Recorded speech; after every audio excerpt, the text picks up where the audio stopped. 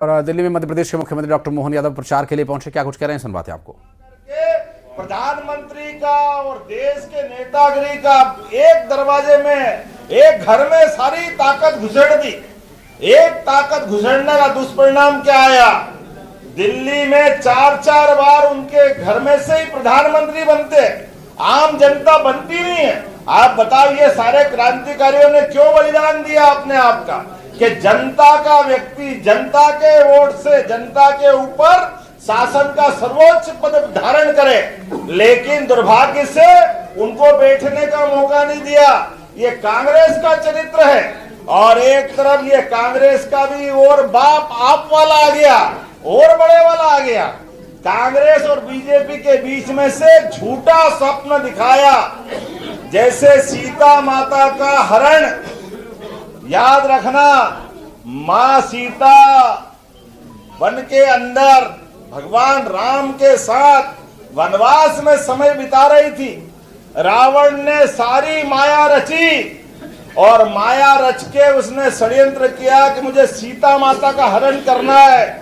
उसकी निगाह में दोष था, उसका दृष्टि दोष था, तो उनने दृष्टि दोष के आधार पर माया से सोने का मृग बनाया, सोने का।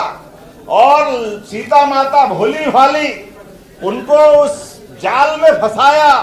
भिक्षा मांगने के बहाने बहुरूपिया आ गया और बहुरूपिया आकर के सीता माता को सोने के मृग के माध्यम से हमने सबने देखा कि दुर्भाग्य से सीता माता को सोने के मृग के आधार पर लक्ष्मण जी को कहीं और भिजवा दिया, राम जी को कहीं और भिजवा दिया और भिक्षा मांगते हुए माया रची। ये वर्तमान का रावण है केजरीवाल। ये भी जनता की ऐसी ही इतनी सत्ता की आड़ में ये झूठा प्रपंच बनाया, दिल्ली को कहां से कहां गिरा दिया।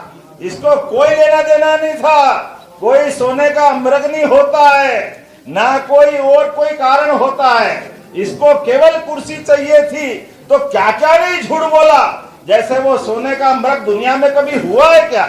ऐसा ये झूठ बोलने वाला।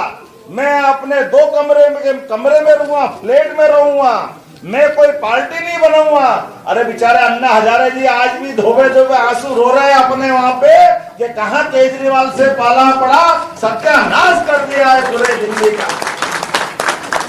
आज दिल्ली त्राहिमाम कर रही है, कचरे के पहाड़ लगे पड़े हैं, कहां गंदगी हो रही चारों तरफ, और पानी के प्रवाह में जमुना जी के आंसू भी बह रहे हैं।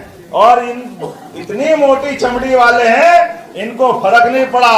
मुझे इस बात की प्रसन्नता, दिल्ली की जनता ने अब तय कर लिया है, अब पंकज खिलने वाला है हमारे अपने बीच में। बदलते दौर में जब अयोध्या में भगवान राम मुस्कुरा रहे हैं, तो जमुना जी का कृष्ण कन्हैया वो क्यों चुपचाप रहेगा? धूमधाम से मां भी आनंद बरसेगा। आलकी की पालकी, आने वाला समय हमको कन्हैया लाल की जय करने के लिए बुला रहा है। लेकिन हम सबको दिल्ली को दुनिया की सबसे अच्छी राजधानी बनाना है, डबल इंजन की सरकार चलाना है। कल मोदी जी ने बजट के माध्यम से कितने प्रकार का भला किया है, कौन सा वर्ग छोड़ा है? किसानों के लिए 3 लाख के बजाय 5 लाख का केसीसी, मध्यम वर्ग के लिए 12 लाख तक की छूट। कौन सा सेक्टर, चाहे कैंसर के हॉस्पिटल की बात हो, रोजगार की बात हो, गरीबी हटाने की बात हो, देश को आगे बढ़ाने का मामला हो, ये सारी चीजें वही जान सकता है जिसने जनता के साथ जिंदगी जी करके जनता के लिए अपना पूरा घर परिवार कुर्बान कर दिया है। ये यशस्वी प्रधानमंत्री का अपना काम करने का तरीका है। और ऐसे में हम सबको संकल्प लेना है। मैंने कहा, ये रावण की समझ वाले लोग फिर वापस नाटक करने आएंगे, सोने का मृग बताएंगे और माता सीता का अपहरण करना चाहते हैं। इनकी निगाह खराब है। ये प्रकार जनता को मूर्ख बना करके अपना चुनाव जीतने का प्रपंच रच रहे हैं। इसलिए आप सबसे निवेदन है, घर घर जाना,